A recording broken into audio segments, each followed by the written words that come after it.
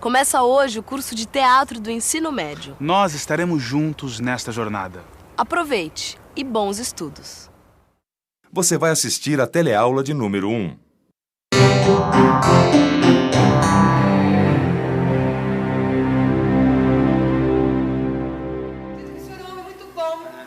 Neste curso, você vai ver que para contar histórias, o teatro se utiliza ao mesmo tempo da palavra, da dança, do canto, da pintura, da escultura, da caracterização e de muitos outros recursos.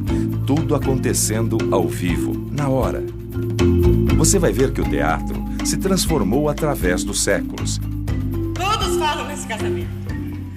Todos me dão parabéns. E que para fazer teatro, basta ter alguém que represente um papel.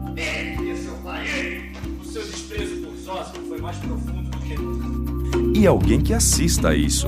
Ou seja, basta um ator e o público.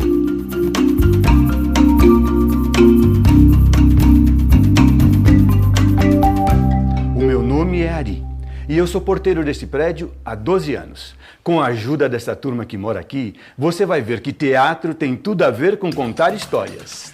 O que não falta aqui neste prédio é história para contar. Você sabe, basta aparecer uma pessoa, um ser humano diante de nossos olhos e pronto, já tem uma história pronta para começar. Imagine então 300, que é mais ou menos o número de pessoas que moram aqui nesse edifício. É história que não acaba mais. Na teleaula de hoje, vamos ver o que é e qual a origem das artes cênicas. Vamos ver como o teatro surgiu no mundo e como o espaço e a atitude do espectador no teatro foram mudando com o tempo. E vamos também aprender um pouco sobre dois gêneros teatrais, a tragédia e a comédia.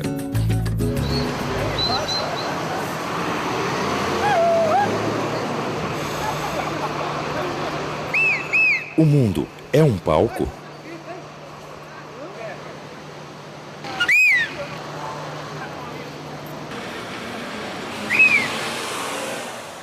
Você acha que o trabalho que ela está fazendo é um teatro? É um teatro porque ela precisa gesticular e são gestos repetitivos. Para que o pessoal passe, para que o pessoal pare. Não levo desse lado assim. Lógico que não. Tem cara que tá fazendo teatro. Eu acho que não. Eu acho que pra mim ela é aquelas pessoas normais que ficam monitorando o trânsito, pra correr tudo bem. Acho. Você acha parecido o que ela tá fazendo? Muito. Se for teatro, ela está representando bem. Através dos gestos que nós fazemos no cruzamento, nós estamos tentando passar uma informação. E pelo visto essa informação ela é bem interpretada. E o senhor faz teatro?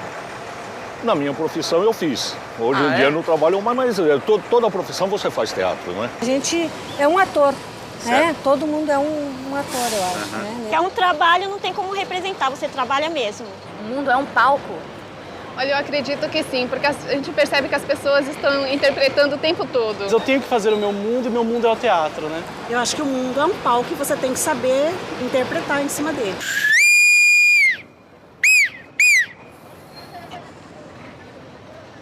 Acho que Pensando bem no nosso dia a dia, no nosso trabalho, a gente fala uns textos decorados. Bom dia, boa tarde, seja bem-vindo, volte sempre e age como se fosse um personagem. Assina aqui? Sim. Bom dia, senhor. Seu Carlos, correspondência para o senhor. Bom dia, dona Carol. A Bruna está aqui embaixo esperando o senhor. Claro, pode ficar tranquilo, eu aviso. Tudo isso é teatro? Antes de responder, melhor começar dizendo que teatro tem a ver com contar histórias. Desde os tempos remotos, o ser humano imagina e conta histórias. E para isso inventou linguagens e desenvolveu métodos. As histórias contadas através de palavras ou movimentos do corpo por artistas que se apresentam ao vivo, na frente do público, são chamadas de artes cênicas. As artes cênicas são uma espécie de grande guarda-chuva artístico, sob o qual se abrigam a dança, a ópera, o circo e, é claro, o teatro. Com 50 anos na carroça.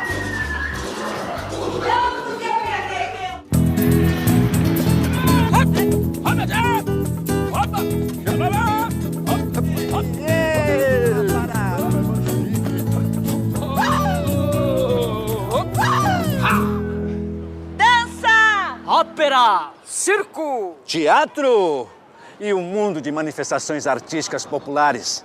O Brasil é um país de grande riqueza e diversidade na hora de contar histórias. E isso diz muito sobre o nosso país. Tem contador de histórias, circo, Bumba Meu Boi, folguedo, reizado, teatro de rua. As artes cênicas, elas podem contar a história de um país, dependendo do modo como se organizem os artistas para contar essa história. O papel das artes cênicas na formação da nação, em sendo a nação constituída por sujeitos, por grupos, por classes, ele é fundamental e essencial, tanto para que os indivíduos possam ter uma identidade acerca de si mesmo no tempo em que eles vivem, bem como ter acesso à memória daqueles que os antecederam. Bom dia, Ari. Bom dia. É um convite, é? Convite de casamento da minha sobrinha. Sabia que isso tem tudo a ver com artes cênicas? A origem das artes cênicas está diretamente ligada aos rituais de comunhão e reverência aos deuses, realizados pelos povos antigos. Ora, hoje a gente festeja um casamento pelo mesmo motivo, a comunhão. Os gregos antigos faziam seus rituais de adoração aos seus inúmeros deuses. Hoje, a gente faz outros tipos de rituais religiosos, mas a busca é a mesma: estabelecer contato com o grande mistério que é a nossa vida e, claro, a nossa morte. O ser humano não vive sem os seus rituais, ou seja, não vive sem as artes cênicas.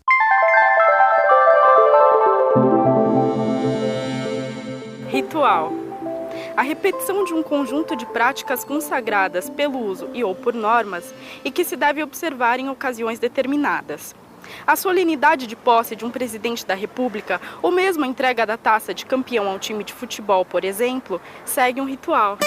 Eu acho que o teatro está intimamente ligado com a vida, com o cotidiano, por isso é que ele não morre nunca, porque ele é uma arte viva. Olha, o teatro do palco te dá a possibilidade de desenvolver o teu lado intelectivo para você ampliar o seu imaginário. Inclusive para você começar a pensar na sua própria vida e na vida que te cerca, para encontrar soluções, formas, ter uma posição analítica do que está acontecendo ao seu redor e no mundo. Vamos pensar um pouco. Para fazer teatro, é preciso alguém que represente o papel. Um ator ou atriz que conte uma história. Alguém que assista a isso, o público. E que tudo seja feito ao vivo. Ou seja, o ator, o que conta, e o público, o que acompanha a história. E isso pode acontecer em qualquer lugar. Cadê a paz?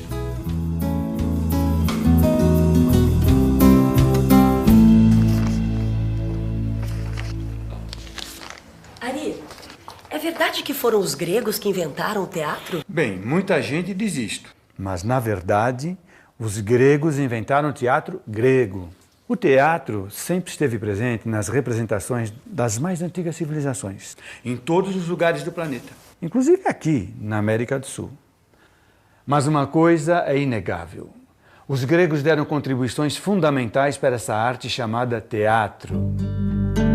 O teatro grego surgiu em rituais religiosos em louvor a Dionísio, deus da uva e do vinho.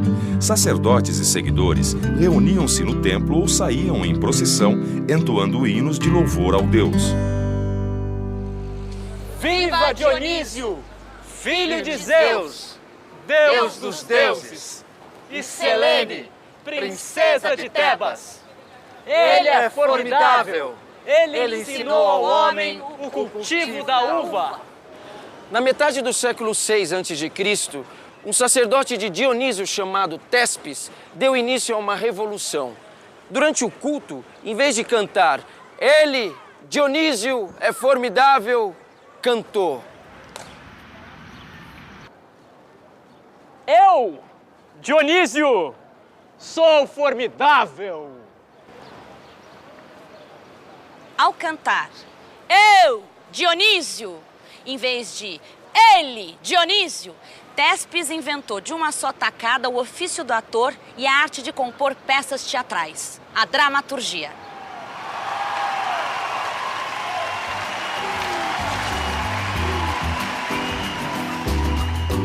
A partir de Tespes, o teatro grego se desenvolveu como forma de expressão artística, atingindo seu auge na Atenas do século V a.C., quando grandes edifícios ao ar livre foram destinados a ele, os teatros. A palavra teatro tem origem grega e significa lugar de onde se vê. Graças à sua arquitetura, todos podiam ver e também ouvir os atores representando. E olha que alguns teatros tinham capacidade para mais de 10 mil pessoas. O teatro tinha uma função social muito importante: proporcionar às pessoas a sensação de pertencimento ao grupo.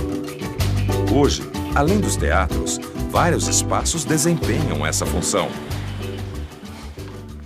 Ai, Ari, não quero nem ver. Mais alguma tragédia? Que tragédia, dona Leila. Já basta a notícia dos telejornais. É que do jeito que o mundo está hoje, imaginar uma tragédia é a coisa mais fácil. Adivinha de onde veio essa história de tragédia? Dos gregos. A tragédia grega era um modo de contar histórias que quase sempre terminava com a morte do herói. Os temas das peças eram geralmente ligados a questões de lei, justiça e destino. A tragédia servia também para resgatar a história de um povo, uma espécie de memória coletiva. Mas eu gosto mesmo de uma boa comédia, para relaxar e esquecer dos problemas do dia a dia. Você está pensando nos gregos? Pois pensou certo. Ao contrário das tragédias, as comédias gregas não tinham finais tristes. Seus personagens eram pessoas comuns, do povo e até mesmo bichos. E seu principal objetivo era provocar o riso do espectador. Para Aristóteles, o teatro tinha uma função terapêutica. Ajudava a eliminar os excessos emocionais. O povo voltava mais aliviado para casa. Esse processo é conhecido como catarse. E atenção, se liga aí que é a hora da revisão. Para começar o mergulho neste curso de teatro, na teleaula de hoje, partimos da pergunta: o mundo é um palco? E para tentar compreender a importância do fazer teatral no dia a dia da sociedade, aprendemos que as artes cênicas englobam todas aquelas artes que contam histórias usando palavras e gestos. Vimos que o teatro surgiu no mundo a partir dos rituais religiosos, como o teatro grego, que se desenvolveu a partir de rituais em louvor a Dionísio, deus do vinho e da uva. Conhecemos um pouco sobre o espaço do teatro grego e da atitude de seu público. E também ficamos sabendo um pouco sobre dois estilos de contar histórias teatrais: a tragédia grega e a comédia grega. E afinal, o mundo é mesmo um palco ou não?